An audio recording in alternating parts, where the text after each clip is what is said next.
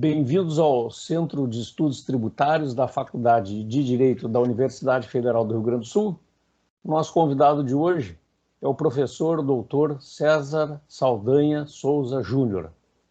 Nosso convidado é natural de Porto Alegre, Rio Grande do Sul, formado pela Faculdade de Direito da Universidade Federal do Rio Grande do Sul, URGS, com laurea acadêmica em 1968, mestre em Direito do Estado pela Universidade de São Paulo em 1977, pós-graduado com distinção em Administração para o Desenvolvimento pela Universidade de Manchester, Inglaterra, em 1978, doutor em Direito do Estado pela Universidade de São Paulo em 1984.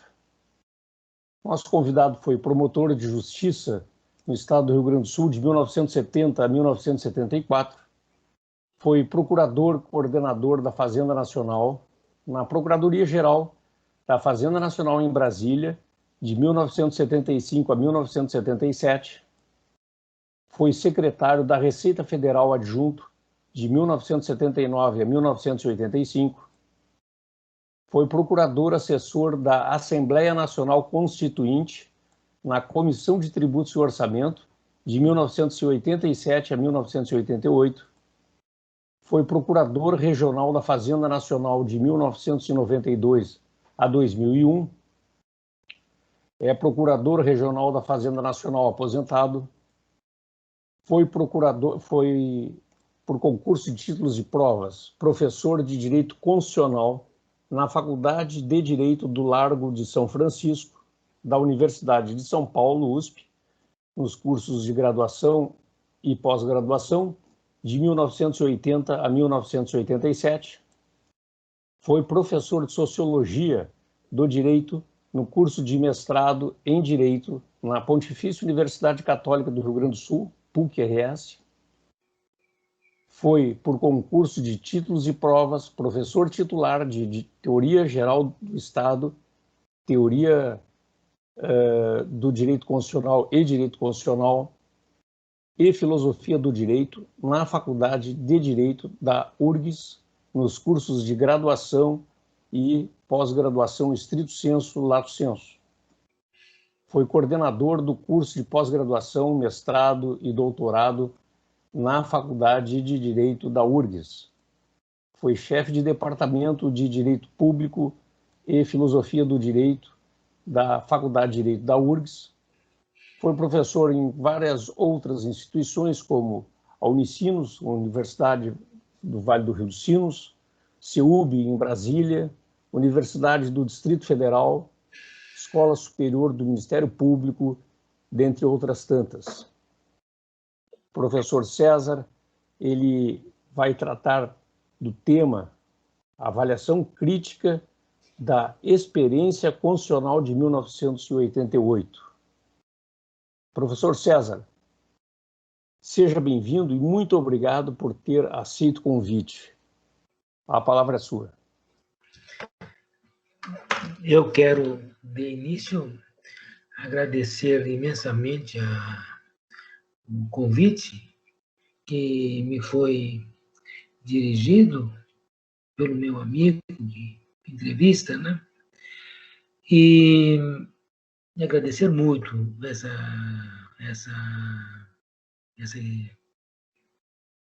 abertura e esse privilégio.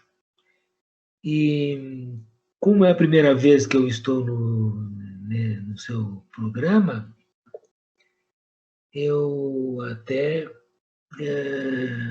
me sinto assim tímido para enfrentar essa responsabilidade. Mas, de qualquer maneira, estou às ordens suas e aberto para dialogar e conversar. Né? Esse tema que não tenho tratado com profundidade, assim, acadêmica, mas que sempre gostaria de ver, de ter um curso que pudesse patrocinar, digamos assim, para discutir. Que eu acho que nós não temos discutido. O brasileiro, quando quando reflete sobre o tema constitucional, ou é para criticar, ou é para exageradamente, ou é para elogiar, verá também exageradamente. A coisa que eu não ouço é a crítica constitucional. É saber onde a Constituição poderia ter sido melhor. Onde as instituições poderiam ter sido mais competentes para alcançar objetivos, mais moderna, mais contemporânea. Eu acho a nossa Constituição atrasadíssima. E ela exagerou numa parafernália de instituições novas, para mim, para mostrar que ela é nova, que ela inovou. Então, ela trouxe uma série de instituições novas que jogou ali para quase que ostentar uma modernidade. Mas, do ponto de vista funcional, estrutural funcional do poder político, num Estado democrático de direito, maiormente em países mais evoluídos, como os da Europa Ocidental e nos Estados Unidos, os Estados Unidos deixam um pouco pela sua antiguidade, mas pelo novo constitucionalismo da Europa Ocidental toda, né, que foi reconstruído depois da Segunda Guerra Mundial, eu diria que a nossa Constituição ficou extremamente devedora da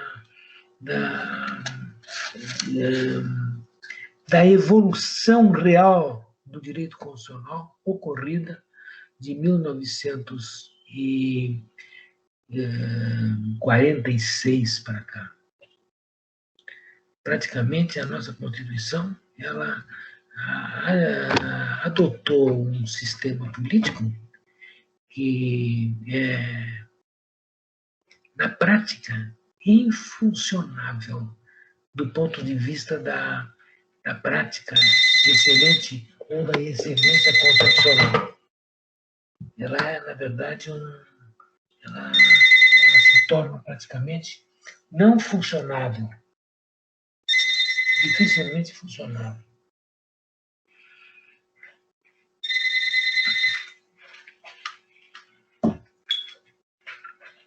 E essa dificuldade de funcionar adequadamente e atender os objetivos de uma Constituição contemporânea.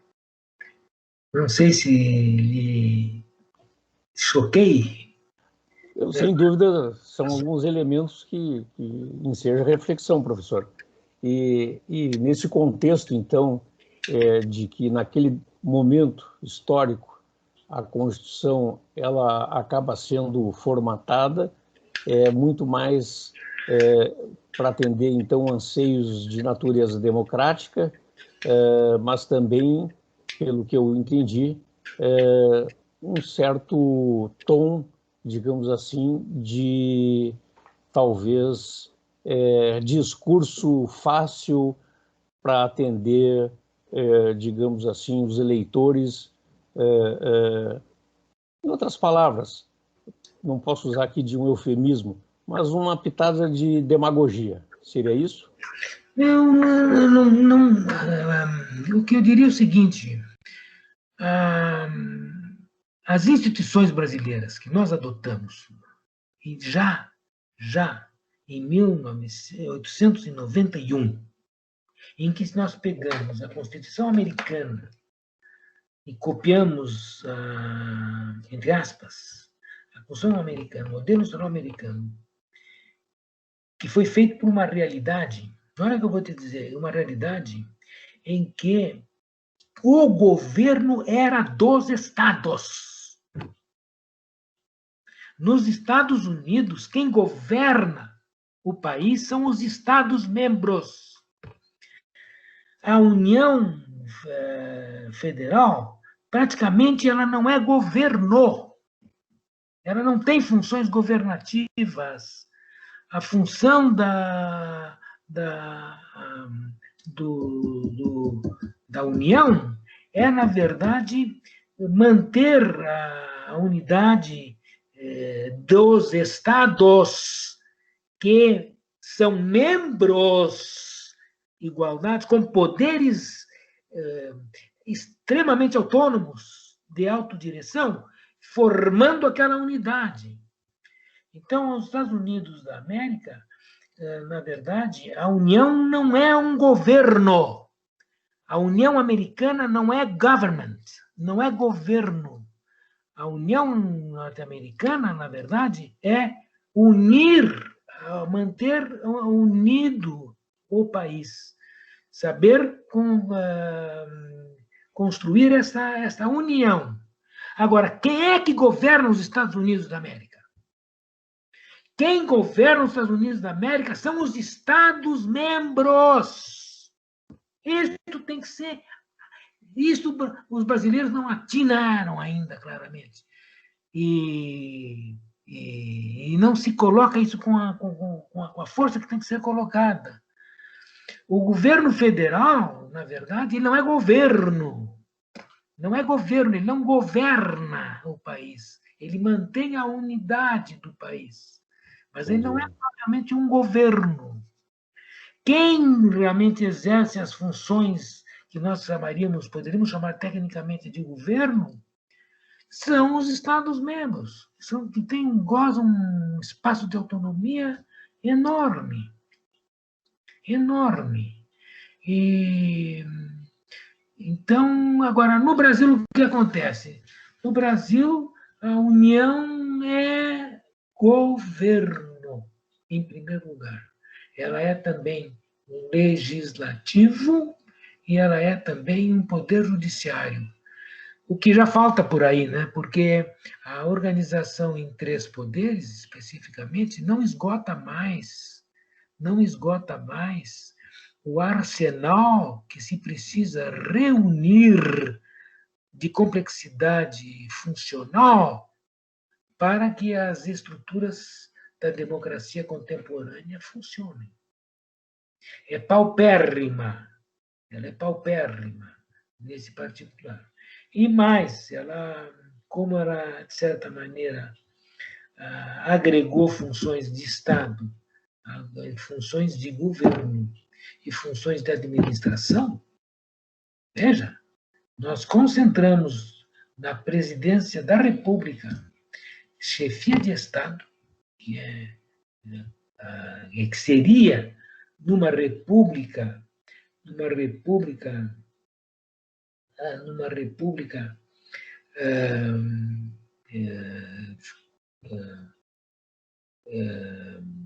federativa.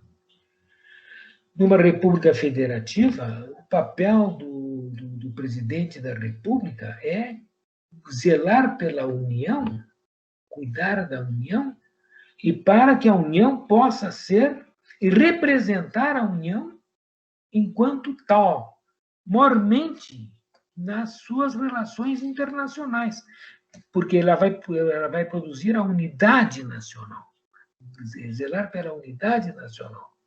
Essa é a sua função.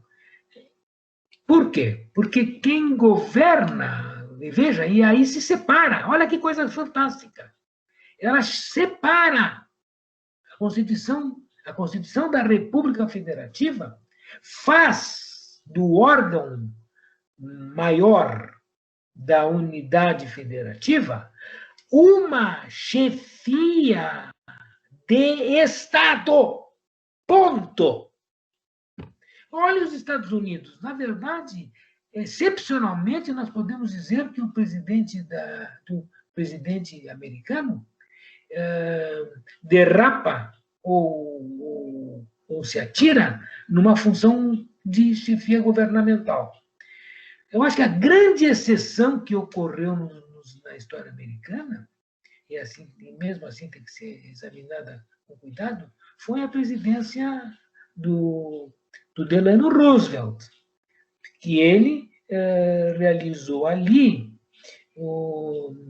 uma política que chegou até na área econômica e social, para resolver uma crise que se abateu sobre as instituições econômicas, etc., com o século XX, e que exigiu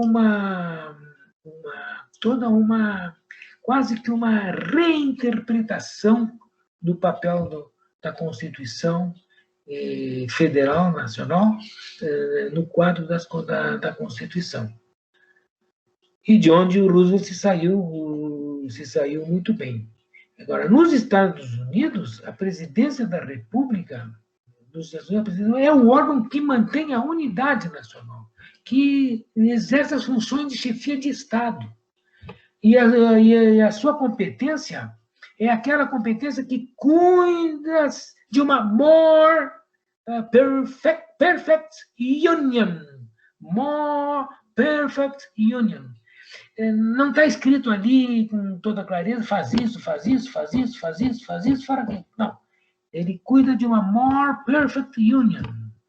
Na verdade, ele quer manter aquele conjunto de estados que governam o país, cada qual nos seus espaços, que mantém aquilo de forma harmoniosa, de forma que possa ter uma unidade, de forma que pode ter uma direção comum, entende? Nesse sentido. Mas ele não é propriamente um governo. Um governo. Tanto é que não se diz governo nesse sentido. Ele não é um governo. Mas ele exerce uma função de unidade e de condução da federação numa melhor direção. Então, é complexo nós compararmos, por isso que a comparação entre a experiência norte-americana, e a experiência digamos, dita presidencialista nos países da América Ibérica, na verdade, ela não pode ser sequer comparada. Sim. E, professor, parece que aqui a colega Melanie quer formular uma pergunta. Vou pedir para ela abrir a câmera e o microfone, por gentileza. Professor César, exatamente nesse contexto, o senhor acredita que nós passamos por uma espécie de ruptura, que nós nos afastamos da nossa raiz ibérica e interrompemos, de certa forma, a evolução do nosso constitucionalismo com a passagem em 1889 e depois, posteriormente, com a Constituição de 1891 da monarquia para a república? Claro, nós rompemos com uma linha, digamos assim, de história constitucional. Nós rompemos com uma linha, tá certo? Não há dúvida. A sociedade brasileira podia ter tomado essa decisão soberana, tomou essa decisão soberana e veio trazendo essa opção até os nossos dias. Tá, muito bem. Agora, o problema está em que nós realizamos não exatamente desde o início, ali veio num crescendo, veio num desenvolvimento progressivo. O grande problema das nossas instituições políticas de governo é esse. Ela decidiu mormente, já parcialmente ou já, de alguma forma, na primeira Constituição da República. Mas, a partir das constituições que se seguiram, de 30 para cá, ela criou a partir dos anos 30, ela criou um tipo de governança que é totalmente inviável. E por que ele é inviável? Não se fez essa reflexão no Brasil como se devia ter feito. E não era difícil de fazer, e não é difícil de fazer. Nós entregamos no órgão unipessoal do chamado Poder Executivo Nacional, não só o Estado, a chefia de Estado, a última função arbitral ou a última função de moderação, de composição de conflitos, que é a função mais nobre da chefia de Estado, mas entregamos a esse órgão, que ao mesmo tempo ele é a última palavra arbitral, que dá a última instância dos conflitos, das dificuldades reais do país, entregou a esse órgão, que para exercer essas funções teria que ser neutro, teria que ser desligado da função governativa especificamente, entregou a esse órgão que tem esse poder de Estado todas as funções governativas de um país enorme, dos maiores extensões territoriais, com situações diferentes, e mais ainda, que aceitou, no mesmo momento, a adoção de uma federação. E mais, quando os constituintes, em 89, adotaram, 91, a federação, era para ser federação mesmo, ou seja, era para assegurar a autonomia dos governos locais, dos Estados-membros, porque aí não teria problema. Não haveria fusão entre Estado, no plano nacional, entre Estado e governo. Por quê? Porque o governo é dos Estados. Cabe aos Estados. A União cabe à defesa do Estado. Os objetivos de Estado. E aí não teria essa dificuldade invencível que é fusionar o Estado com o governo.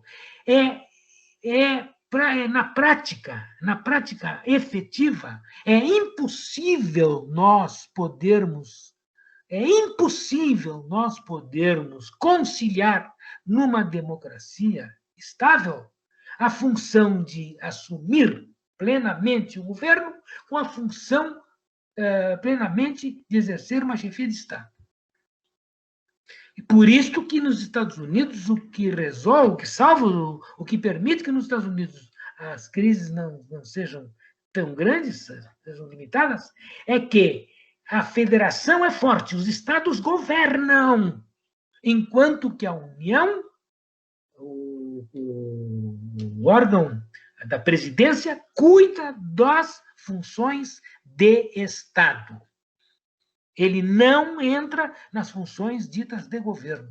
Então, vejam bem, a Federação Americana também separa, como os países parlamentaristas da Europa, o Estado do governo. E por isso que ele consegue ter estabilidade institucional. Porque a presidência da República, que cuida do todo, do conjunto, ela cuida do todo. Ela não é propriamente um órgão governativo. Embora eu reconheça que haja dificuldades eventuais de administrar essa separação. Por quê? Porque muitas vezes se faz sentir a falta de uma chefia de Estado no âmbito nacional. Porque teríamos que ser governo.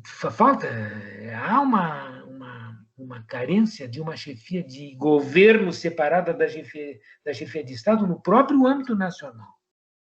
E os americanos salvaram-se por aí. Para um pouquinho. Quem governa, as políticas de governo são de âmbito estadual. E veja bem, isso está na doutrina. Claro que os Estados Unidos da América, no plano nacional, muitas vezes têm lá sua política, entre aspas, sua política econômica, mas ela não chega a ter longe, não chega a ser longe, não chega a ter a expressão que uma chefia de governo tem na Europa, e tem no Brasil, e tem nas repúblicas federativas latino-americanas. Então, o segredo nos Estados Unidos é que a presidência da República ela consegue, de alguma forma, se manter mais chefia de Estado, mais órgão de Estado do que órgão de governo. Isto é fundamental. Isto é fundamental para compreendermos por que nos Estados Unidos a República Federativa funciona e por que no Brasil não funciona a República Federativa. Não funciona porque o presidente da República exerce funções de governo. E mais, expressão consagrada, governo federal. Existe o tal do governo federal. E que tem uma complexidade e um conjunto de atribuições de governo estadual que são reais, fortes e que, de certa maneira, passam por cima de autonomia governativa dos Estados-membros. Esse assunto no Brasil não tem sido estudado sob essa ótica. Não tem sido estudado sob essa ótica. Então, os Estados Unidos conseguem ter uma experiência positiva nas suas instituições políticas. Por quê? Porque os Estados Unidos, no plano, ela acaba, as instituições americanas, separando o Estado de governo. Separa. Por quê? Porque quem cabe governar os Estados-membros são os Estados-membros. E a União, na verdade, cuida das funções de Estado, das funções, afinal de contas, que transcendem os governos estaduais. Eu reconheço que isso é muito complicado, tem dificuldades. Esta adequação tem dificuldades, né? Na verdade, porque há muita peculiaridade nessa decisão de Estado e governo, mas ao conjunto da história americana demonstrou que eles foram razoavelmente bem-sucedidos nessa tarefa. E na medida que eles asseguram que os estados se autogovernam, eles asseguram verdadeiramente a autonomia dos estados. Por que é a autonomia dos estados, se não o governo dos estados? Agora, se eu entrego o governo dos estados aos estados, eu não posso entregar bem, a saber, o governo da União à União, porque os conflitos de competência são grandes, possíveis. Então, aqui teríamos que ter, e essa sabedoria que a Constituição Americana teve, aqui temos que ver. Nos Estados Unidos, na verdade, a presidência da República não é propriamente uma chefia de governo. Ela está dirigida basicamente às questões de Estado. O que facilitou a América, eu vejo hoje assim, é que a América sempre é interessante. Não sei se isso foi mais uma consequência do que uma causa. Né? A União Americana, a presidência americana, cuidou sempre de uma causa superior que unisse a pátria, nos seus diferentes grupos que divergiam quanto ao governo local. E ele conseguiu criar isto, que a presidência da República, de certa maneira, visualizasse, antes de mais nada, o Estado, a nação como tal, a direção da nação. E isso que, na verdade, até ajudou muito a autonomia dos Estados-membros americanos. Na verdade, a Federação Americana funciona como federação. A autonomia dos poderes dos Estados para suas políticas, e eu acrescento, governamentais. no momento, se os Estados Unidos partissem por um caminho como o do Brasil, em que as funções governamentais você vai entregando cada vez mais, centralizando na União, tu tens um problema dramático, que vai, de certa maneira, impedir o funcionamento das instituições ditas presidenciais. Qual é o problema? É que ali você estará fusionando as funções do líder que cuida da unidade, da união, a more perfect union, com as funções difíceis de governo. Muito difíceis de governo. Veja que problemas aparecem nos Estados Unidos. Eles aparecem. E criam situações difíceis. Mas as instituições, de certa maneira, dão meios de atenuar esses conflitos. Qual é esses meios? Fica bem claro. Os Estados-membros, os Estados da União, se governam, se autogovernam, eles têm o governo, e tem governo em cima de uma área muito clara, que eles têm o governo, e a presidência da República cuida da more perfect union, cuida da unidade nacional, daquela área do que eles, em inglês, eles chamam de objetivos nacionais permanentes. Então, o que é objetivo nacional permanente, portanto, acima das políticas públicas do dia a dia ou da exigência, e aí essa função nacional, essa função é a do presidente da República, essa separação. Veja que os nossos constitucionalistas, que fizeram comentários da Constituição desde 88 até o presente momento, você pode ver todos, nenhum deles faz essa análise que eu fiz aqui, com ênfase, com certa ênfase, talvez exagerada, mas com humildade. Que eu fiz agora. O que torna viável o presidencialismo é que nós consigamos reduzir a presidência da República a uma chefia de Estado. De modo que haja uma possibilidade de certa maneira, de conciliar o Estado com o governo. Veja que todos os países parlamentaristas que adquiriram, que adotaram, e todos adotaram praticamente, todos os países europeus que adotaram pela República,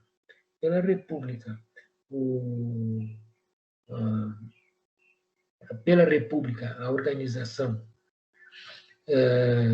organização política, eles separaram as repúblicas e as monarquias, separaram as funções de Estado das funções de governo, inclusive no âmbito nacional. Por quê? Porque as funções de governo, elas não são propriamente funções do presidente da República. As funções de governo são de um primeiro-ministro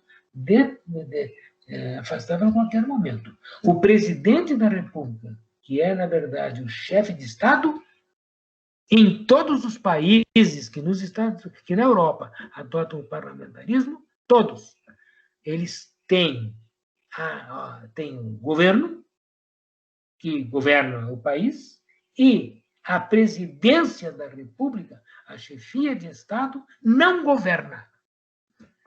Por quê? Porque pela gravidade pela importância dessa função de governo e pela relevância dessa função de governo, essa função não pode ser fusionada, a função de governo, com a função de chefia de Estado, ou seja, a defesa da pátria, a defesa do país, a defesa dos valores.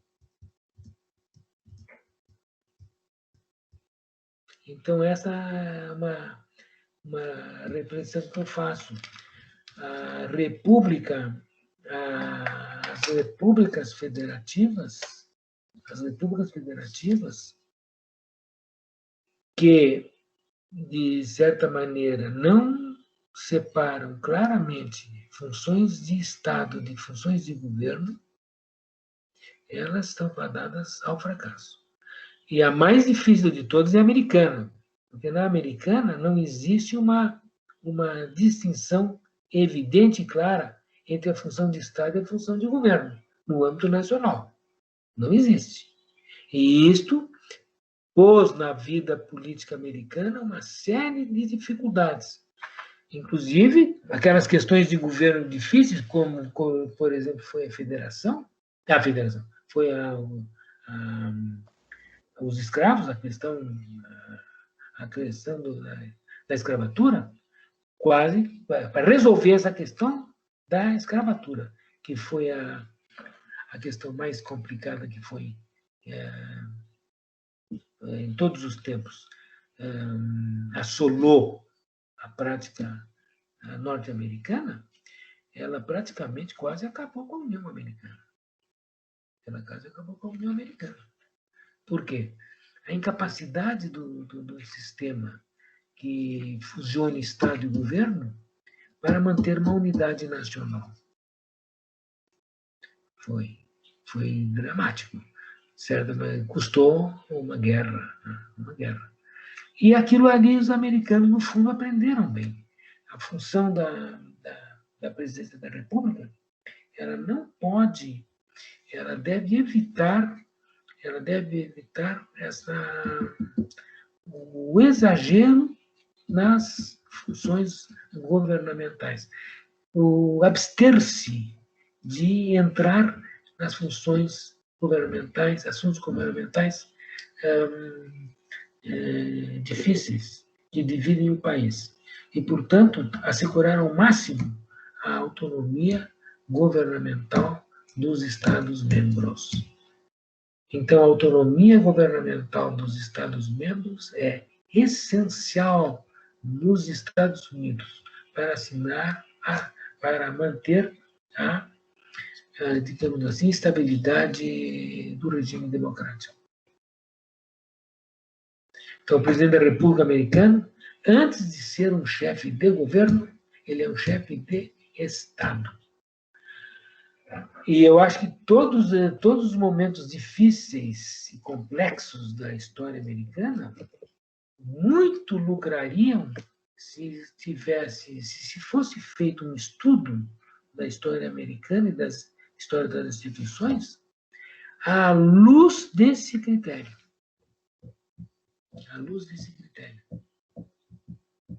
Ou seja, a importância que existe nos Estados Unidos, inclusive nos Estados Unidos, da separação de Estado e governo. E a transformação sempre, essa ênfase sempre de tornar o presidente da República Americana um órgão de Estado da pátria, antes de ser um órgão de governo.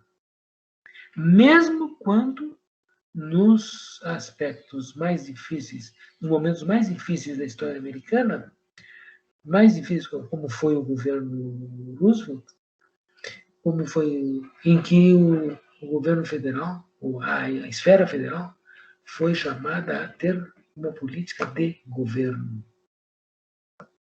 Isso é um momento de grande dificuldade, em que exige uma habilidade, uma criatividade e uma habilidade superior.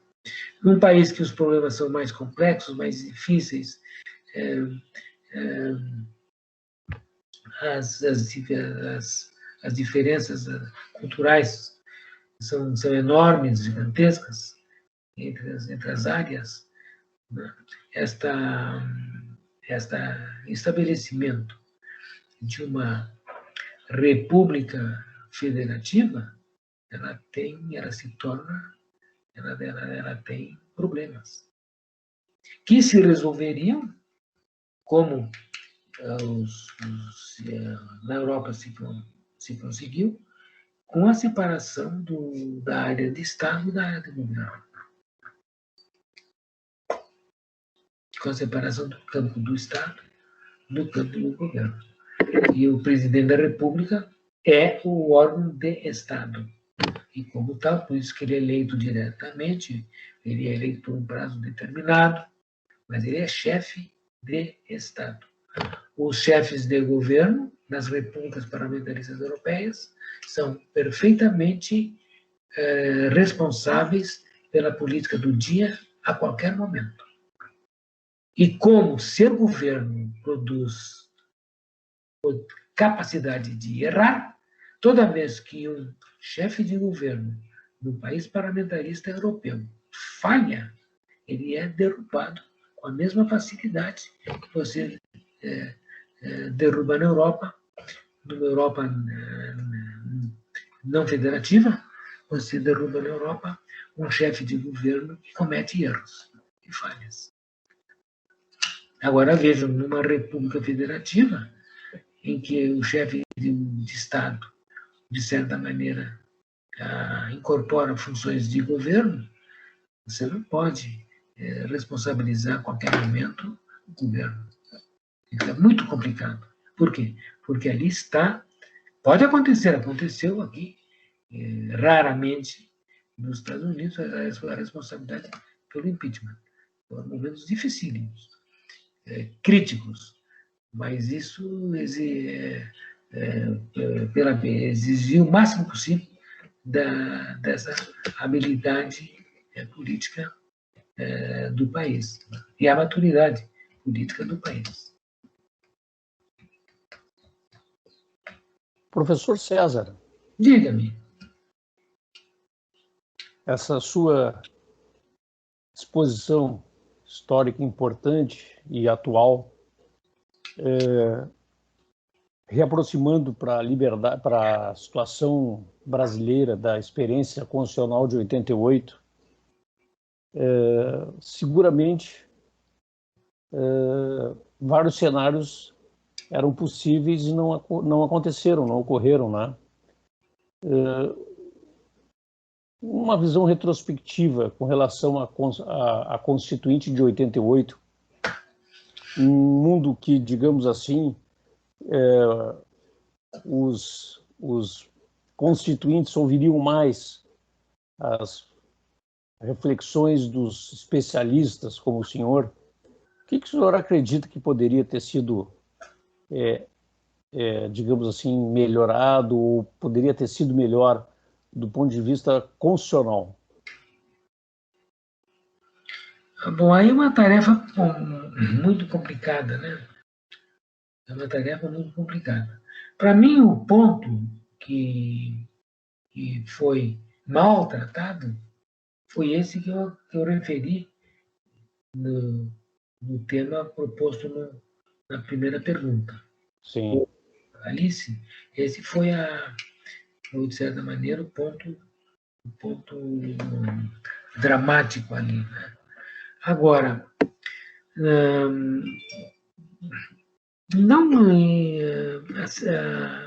a importância de separar o Estado e o governo, ela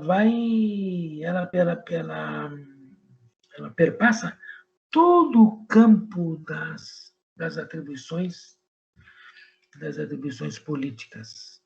Todo o campo das atribuições políticas. Maiormente as atribuições políticas que envolvem poder de soberania, poder de decisão de última instância, de soberania. E, portanto, é um problema que dificulta muito mais a organização do poder político do dito executivo na União, dificulta muito mais o da União do que o do Estado-membro. Por quê?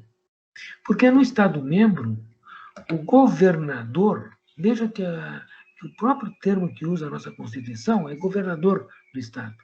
Ele não chama mais de presidente do Estado. No passado se chamou. Toda a República Velha chamou presidente dos Estados. Aí, alguém lá na República de 46, teve uma ideia, aí, não vamos chamar de presidente o governador dos estados, que ele é só governador. Interessante. Sim. O governador do estado foi chamado de governador. E ali já se sabia a diferença entre presidenciar e governar. Já se sabia essa diferença com clareza, quando se separou isso ali. Então, a partir, veja bem, a partir dali se consolidou bem a função do presidente da República.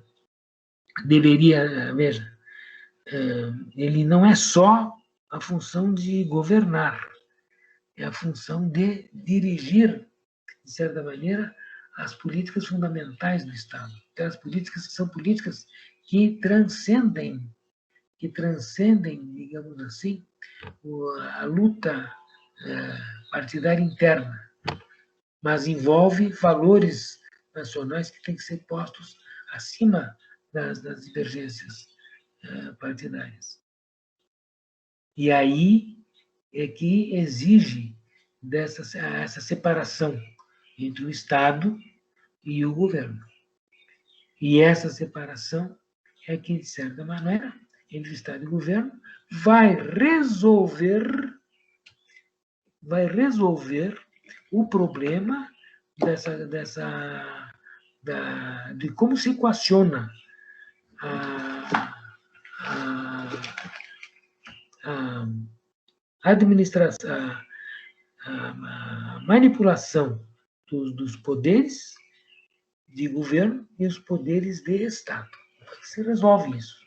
Nós não podemos fusionar. Onde fusionamos, nós criamos aí problemas insanáveis.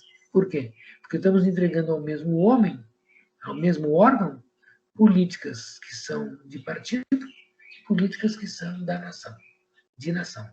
E aí se cria toda uma confusão, porque nas políticas de nação, a presidência da República não é um governo.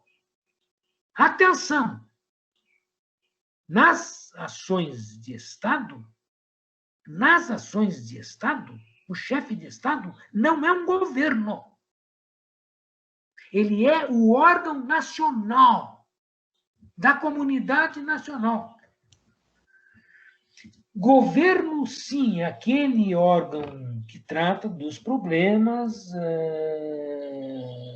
que são administráveis através da discussão diária das políticas públicas.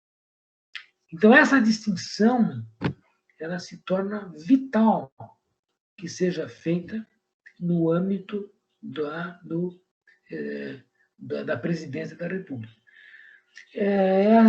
O João Camilo, às vezes, João Camilo de Oliveira Torres dizia o seguinte: se no momento que nós separássemos, no âmbito da União, o Estado do governo, nós íamos assistir, aqueles que assistiram à política anterior e que vão viver sob a política que separa Estado e governo, vão ficar surpresos de que grande parte das crises, dos atritos, das dificuldades, a maior parte, que surgia nos governos anteriores, que fusionassem Estado e governo, desapareciam.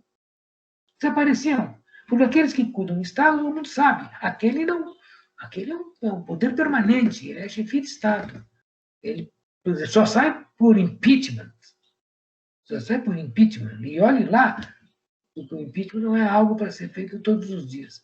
E o governo, sim, o governo cai quando o governo erra, quando o governo falha perante a opinião pública. Estaria resolvidos os nossos problemas de derrubada de presidentes da República, que caracteriza a grande parte da evolução da história republicana.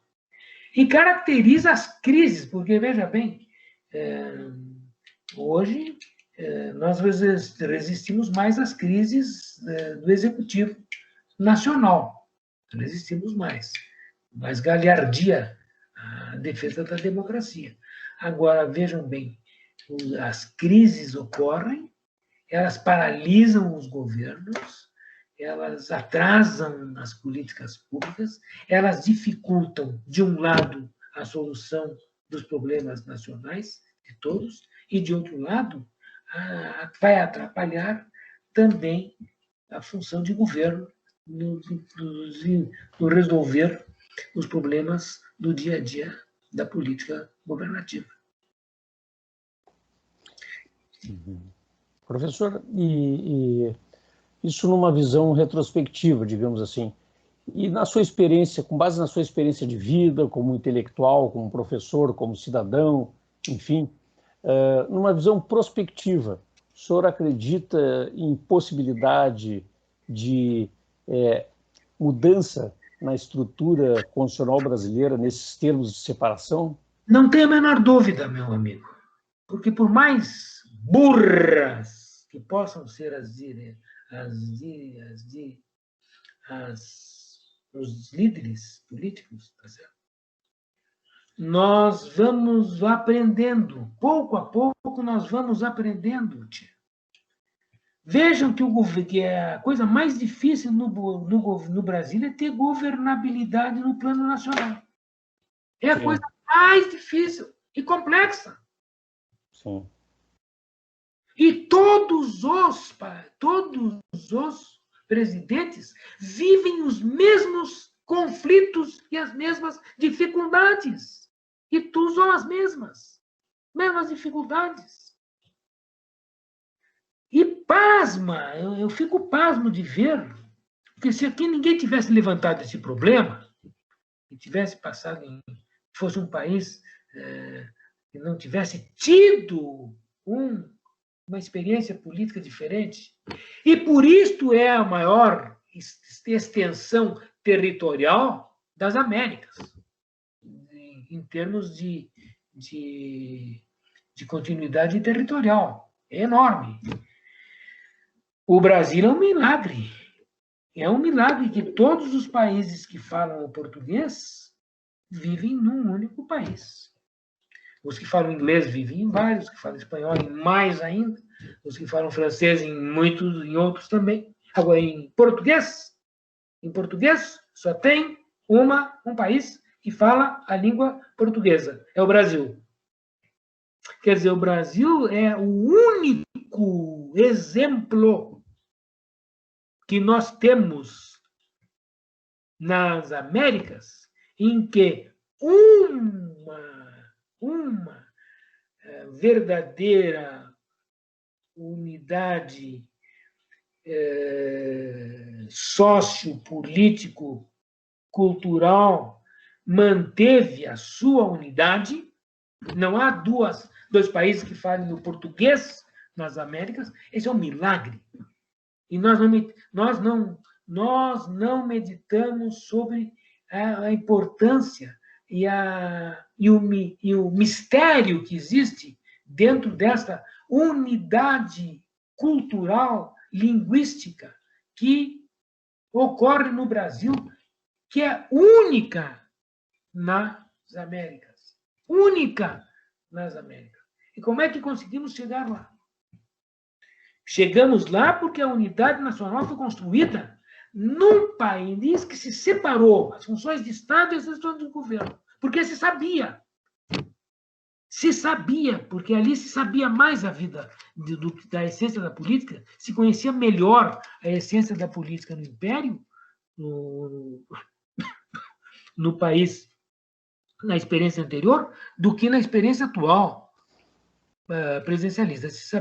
Sabia-se muito melhor. Por quê? Porque nós tivemos que nós construímos a unidade nacional no Império do Brasil. E todos sabiam bem, essa frase se usava muito, todos sabiam bem que a unidade nacional só foi construída porque se tinha a separação de funções políticas de um órgão, que foi um órgão fundador, um órgão que tinha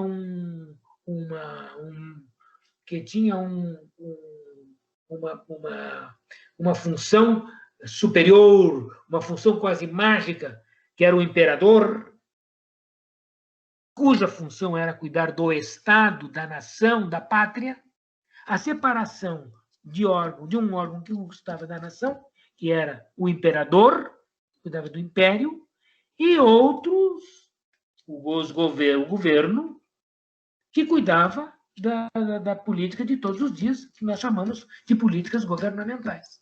E é isto, gente, que fez a unidade nacional brasileira. Foi a separação entre a existência de uma chefia de Estado e a existência de governos separados. E veja bem, nós tivemos um imperador desde 1824, desde 22, que proclamou a independência. 1822. O que, na verdade, manteve a unidade nacional durante todo o Império foi foi onde foi construída a unidade nacional. Foi ali que foi construída a unidade nacional, em que o imperador era Estado. Ele cuidava das funções de Estado, embora ele interviesse muito nos governos, porque as dificuldades da época e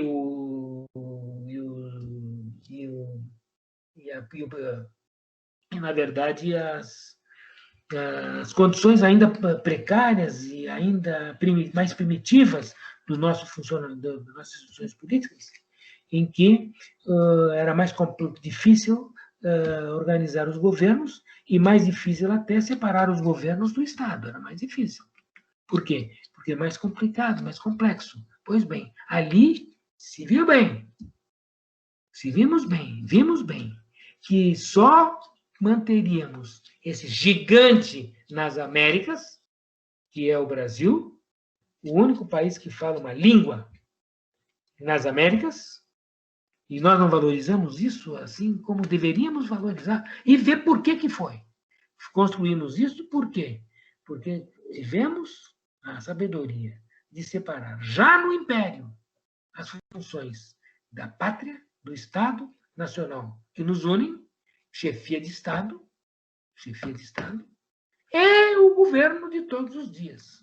E esse é entregue a quem ganha as eleições parlamentares, quem ganha as eleições políticas do dia a dia. E isto fez o Brasil.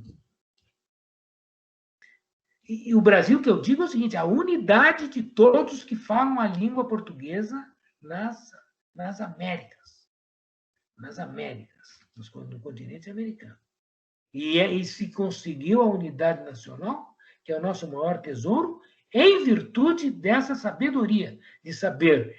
E todos os países em que vivemos em democracias estáveis separam o Estado de governo. E os Estados Unidos também separam. Essa é uma coisa importante. Os Estados Unidos também separam Estado de governo. Também separa Estado de governo. E como é que separa, lembrando bem, como é que separa o Estado do governo? Por quê? Porque se sabe que quando se disputa a presidência da República nos Estados Unidos, se disputa não basicamente, veja bem, claro, se disputa a chefia de Estado e não propriamente o governo. Se disputa a chefia de Estado. A presidência da República é um órgão que nos Estados Unidos é mais compreensível. Dali está se discutindo, está se elegendo alguém para cuidar da more perfect union. Quer dizer, a função da presidência da República dos Estados Unidos não é propriamente o governo. E quem é que governa os Estados Unidos? Quem governa os Estados Unidos são os Estados-membros. Então, vejam bem como esse ponto eu não li em nenhum autor de direito constitucional do Brasil. Veja bem, a federação nos Estados Unidos ela é essencial para manter, veja bem, para manter a federação, para manter a estabilidade constitucional. Por quê? Porque ela ali te diferencia o que é as coisas de governo e o que é as funções de Estado. O presidente da República, como chefe de Estado que ele, na verdade, ele não existe para ter políticas específicas, partidárias específicas. Ele é um órgão nacional. Ele é um órgão nacional. Por isso que essa construção vai ganhando, vai assimilando e vai se tornando uma prática estável. Muito bem, professor César. Lhe agradecemos imensamente essa exposição minudente, detalhada, enriquecedora, e o nosso tempo chega ao fim e gostaríamos de continuar lhe ouvindo, inclusive, e vamos deixar para outra oportunidade, com certeza teremos várias outras, mas deixaria para o senhor eventualmente desejar realizar alguma conclusão final, algum fechamento, fique à vontade se desejar. Eu quero agradecer essa oportunidade muito importante para mim e espero para os ouvintes, né, e os assistentes. É importante em que esse tema de complexidade teórica pode ser tratada num programa de televisão.